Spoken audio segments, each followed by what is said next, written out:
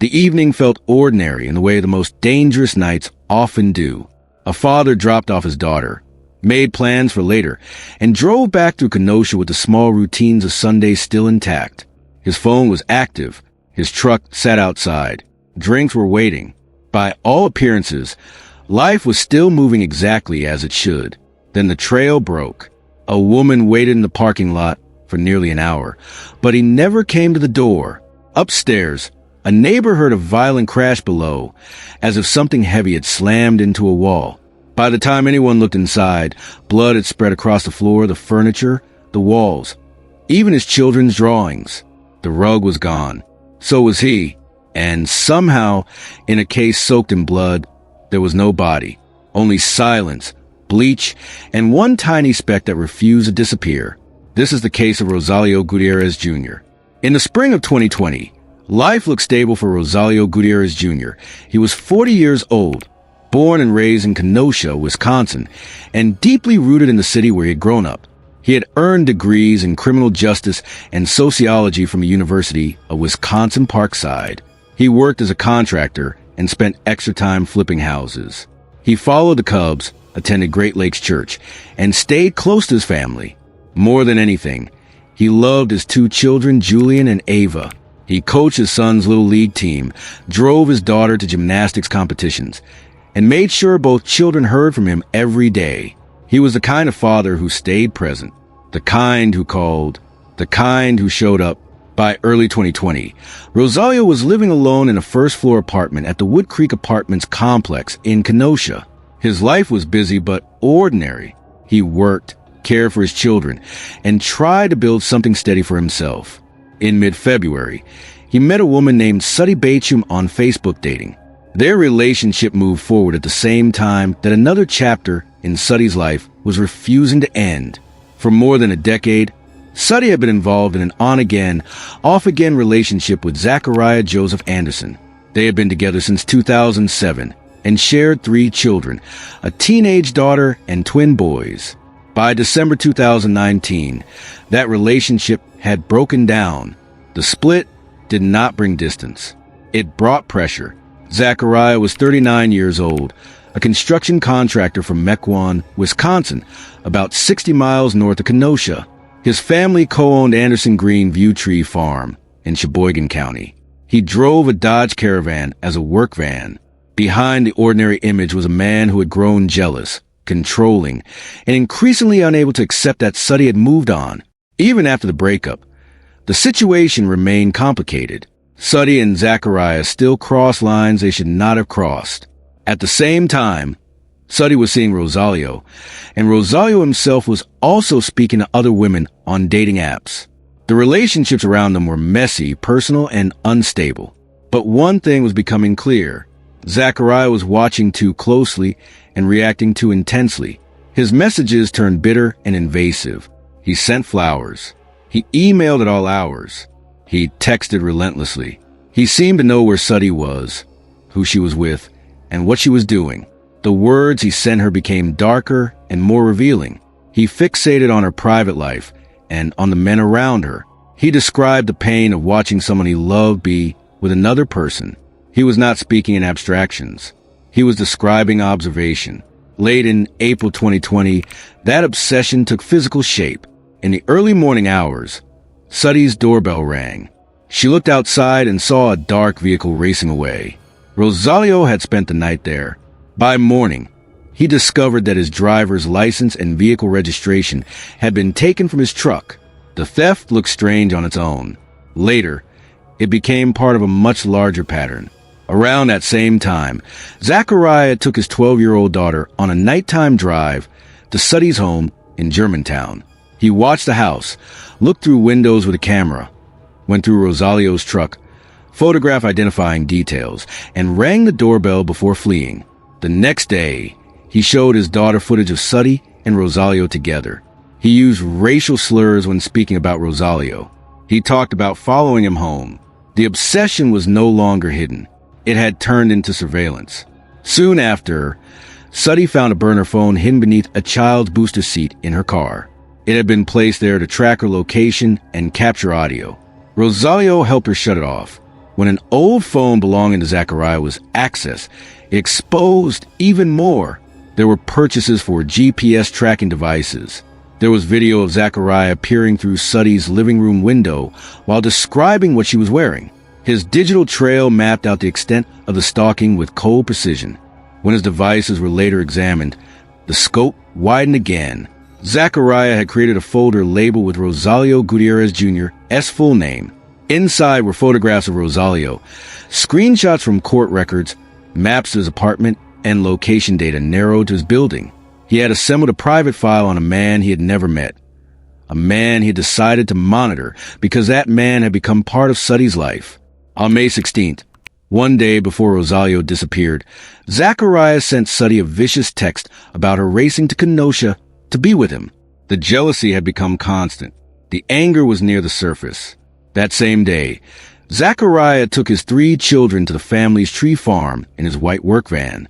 At that point, the van's carpet was still intact.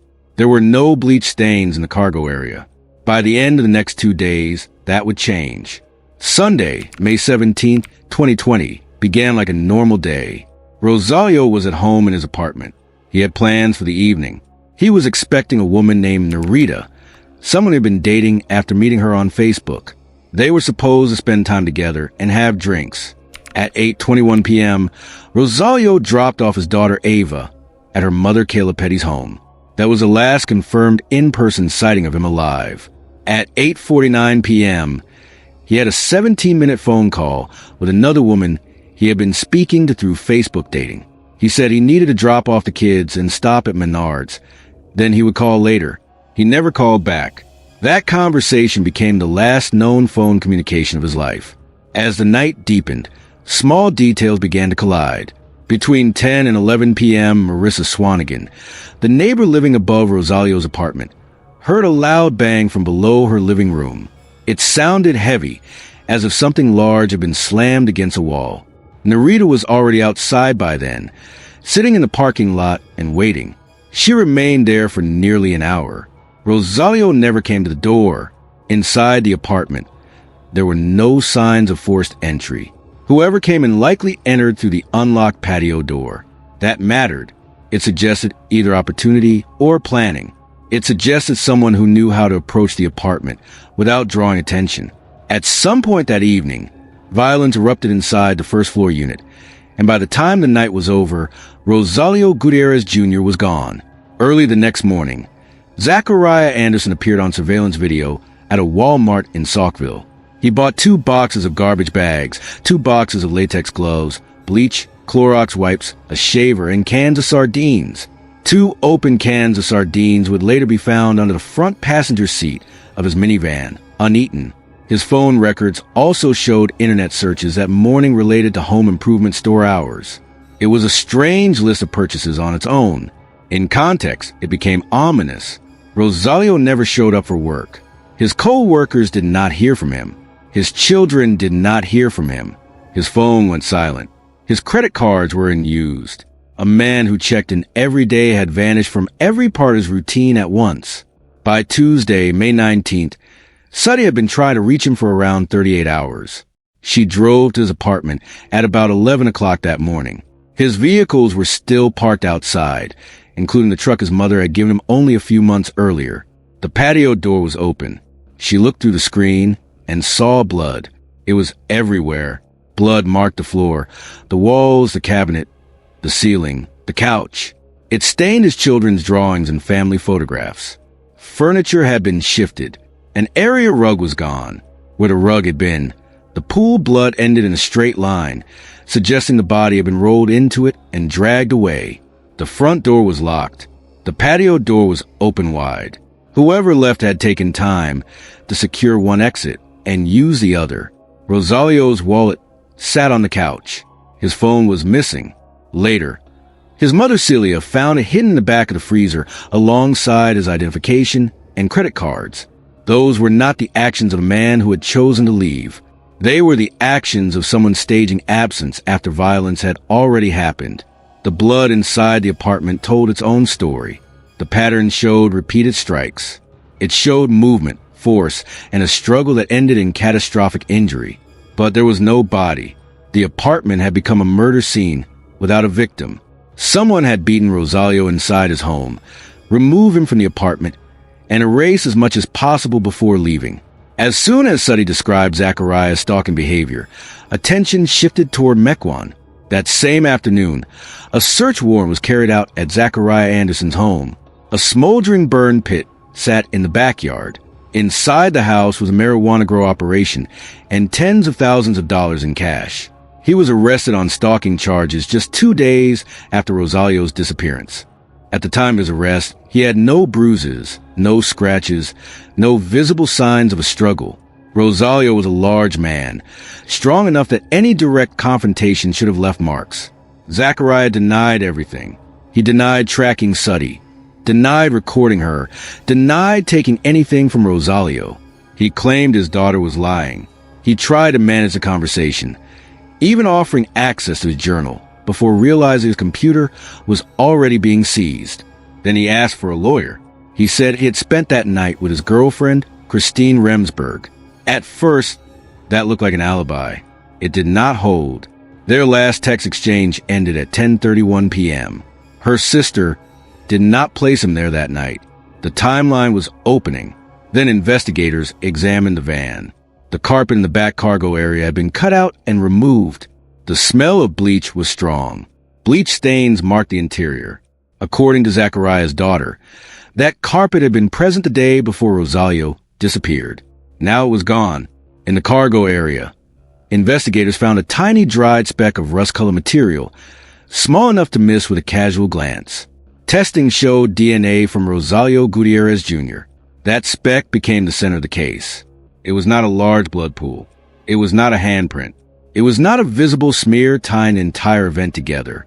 It was a minute trace, but it placed Rosalio inside Zachariah's van after the violence inside the apartment. Combined with the missing carpet and the bleach damage, it pushed the case from suspicion toward direct physical connection. Searches widened to the burn pit at Zachariah's home and to another burn pit at the Anderson family tree farm. Charred clothing, a burned bleach bottle, and steel-toed boots were recovered.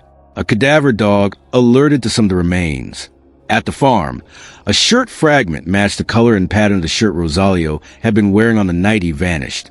But none of the burn pits yielded Rosalio's DNA. Landfills and surrounding areas were searched. No remains were found. In December 2020, after the DNA in the van was confirmed, Zachariah Anderson was charged with first-degree intentional homicide and hiding a corpse in addition to the stalking counts. He pleaded not guilty. He remained in custody as the case moved slowly toward trial. The path there was not clean. A first trial in March 2022 ended before testimony even began after evidence problems forced a mistrial. The case reset. Time passed. Rosalio was still missing. His children still had no father to bury. His mother still had no place to grieve except a blood-soaked apartment etched into memory. When the second trial began on February 28, 2023, the state's theory was simple. Zachariah Anderson had stalked Suddy, become fixated on Rosalio, tracked him, entered his apartment on the night of May 17th, killed him, removed the body to the patio door, transported in the van, destroyed evidence, and disposed of the remains in a way that left no recovery site behind. The prosecution built that theory piece by piece. Suddy described the harassment, the messages, and the phone hidden in her car.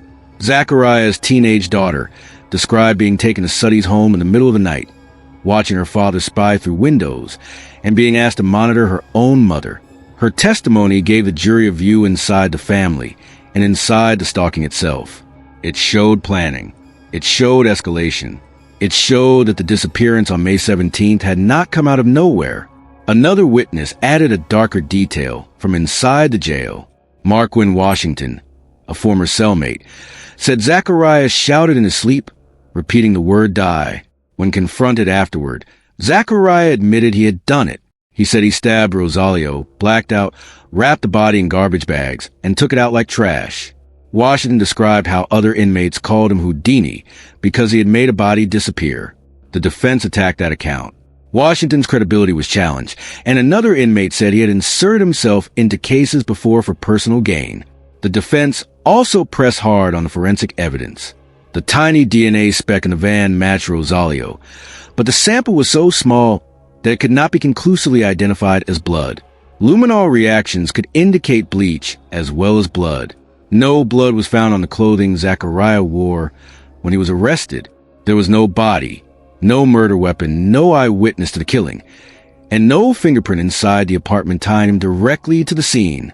Still, the broader pattern remained difficult to ignore. The stalking campaign had been documented across devices and messages. The folder bearing Rosalio's name existed. Maps to his apartment existed. Tracking devices existed. The patio entry made sense for someone who prepared and watched. The van had been altered. The carpet had vanished.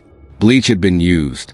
Rosalio's DNA had been found inside it. Phone activity on Zachariah's device dropped away during the period when the killing was believed to have happened, suggesting the phone had been switched off. The defense insisted the case was incomplete. They argued that the lack of a body left too much unanswered and that the evidence did not close every gap. But the story assembled by the prosecution did not depend on one fact alone. It depended on accumulation, jealousy, surveillance, tracking, presence, cleaning, disposal, silence. On March 22nd, 2023, after about 10 hours of deliberation, the jury found Zachariah Anderson guilty on all 4 counts.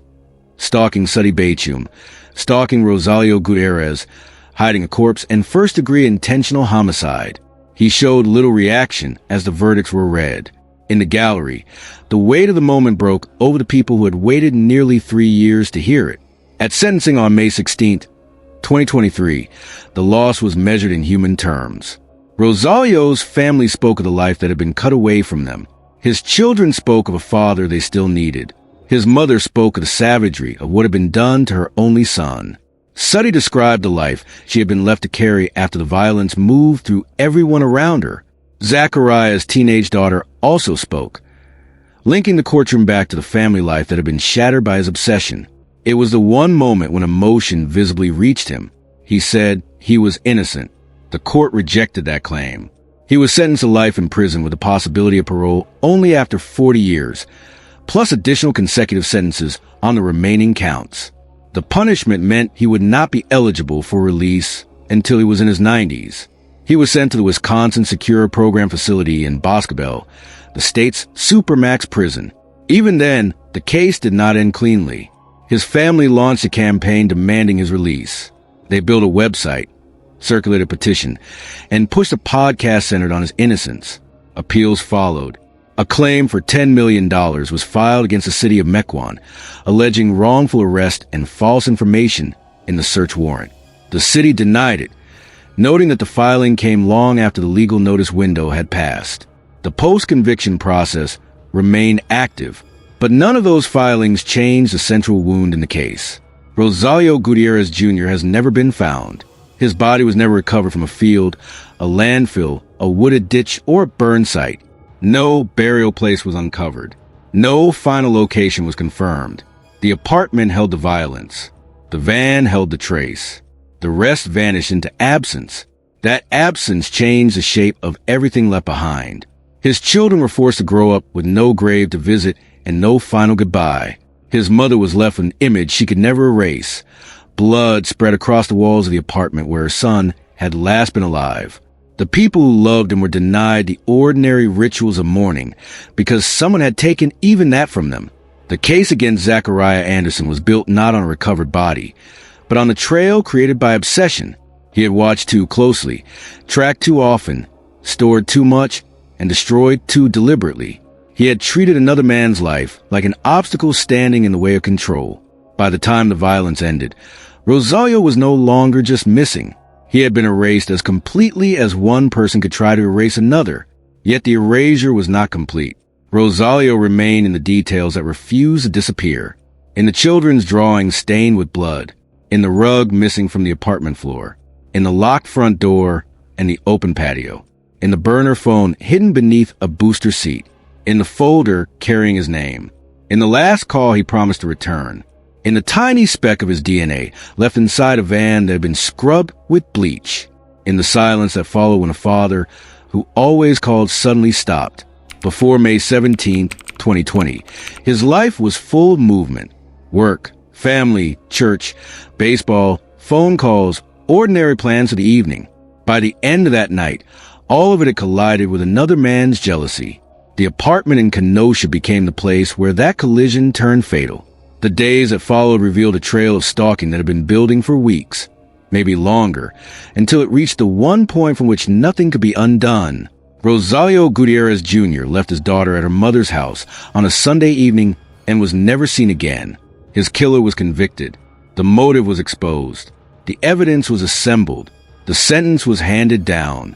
But one truth remains unresolved in the most painful way possible.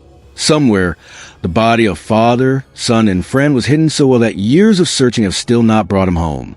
That is where the story ends. Not with recovery, and not with peace, but with a conviction built around a man who vanished into violence and never came back.